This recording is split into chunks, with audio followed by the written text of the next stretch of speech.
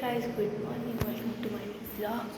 आणि जसं की काल तुम्हाला मी सांगितलं होतं की आम्ही इकडं आलेलो आहोत संगमनेरला, गंगापूरमध्ये. सो आता आपल्याला जायचे आहे संगमनेरला आणि संगमनेरवरून जायचं मेन मंदिरात. सो माझं तर काही आवडलं तुम्ही तोंडावरून बघू शकता.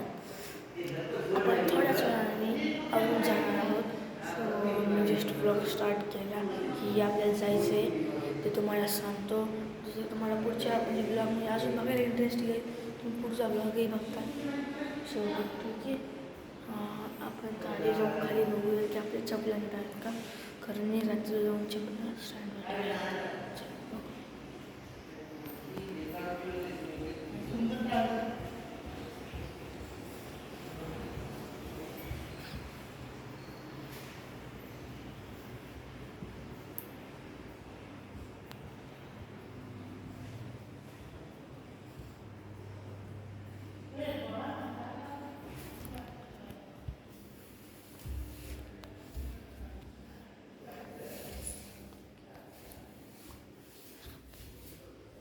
गाईज. इथे जास्त ब्लॉग्स नाही बनवता येत, त्यामुळं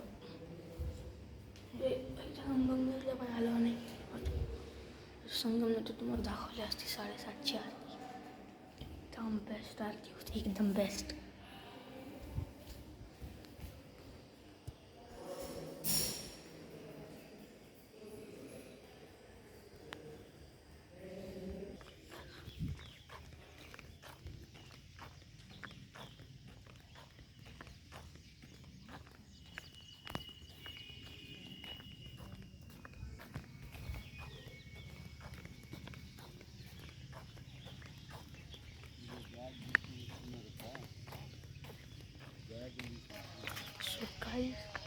मी खूप लांब आलो. हे बघा, हे जे आहे ना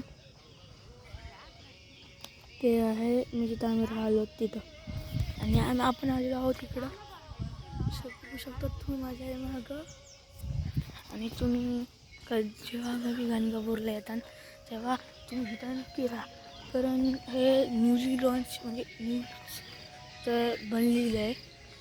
तर तुम्ही येऊ शकता तिथं, बिकॉज हे असं न्यूली बनलेलं याला असं बेस्ट आहे राहिला. आणि आमचा फर्स्ट टाईम होता आणि फर्स्ट टाईम बघितलं, खूप छान आहे, आवडलं. आम्ही नेक्स्ट टाईम कधीही गंगापूर आलो तर इथंच राहणार. आणि माहूरचंही तुम्हाला म्हणलं होतं की भक्तनिवास आहे रेणुका माता, बट रेणुका माता भक्तनिवास आता कॅन्सल झालेलं आहे आणि आता आहे जगदंबा भक्तनिवास.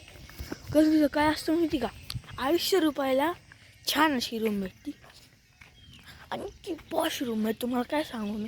पण जरी तुम्ही माझे आता समजा सपोज बीड किंवा कोणते बीड संभाजीनगर अशा जिल्ह्यातले माझे व्लॉग बघत असतील तर त्यांच्यासाठी सांगतो की तुम्ही माहूरला गेलात तर तिथं जगदंबा भक्तनिवास म्हणून आहे, तिथं तुम्ही नक्की जा.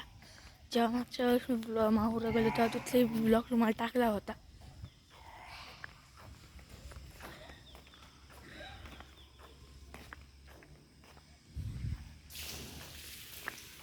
काहीच पचका झाला आहे, इकडं रोड नाही आहे. हे बघा मी असं चाललो इकडून रोडच नाही. काय पचका आहे, उठल्याच पचका झाला. समोर कुत्रे फटके 4 हो रही है. गाईस, काल रात्रीपासून काहीतरी दुश्मनी झालेली वाटते माझ्यासोबत. तिकडून नाही का जेवताना येत होतो, रोड चुकला आणि सगळं कामच झालं. म्हणजे भोकत होतं मला, ते वर माझ्या अंगावर नाही आलं. सो चला गाईज, मी तुम्हाला भेटतो नंतर आंघोळ करून आणि जेव्हा बाहेर जायचं तेव्हा.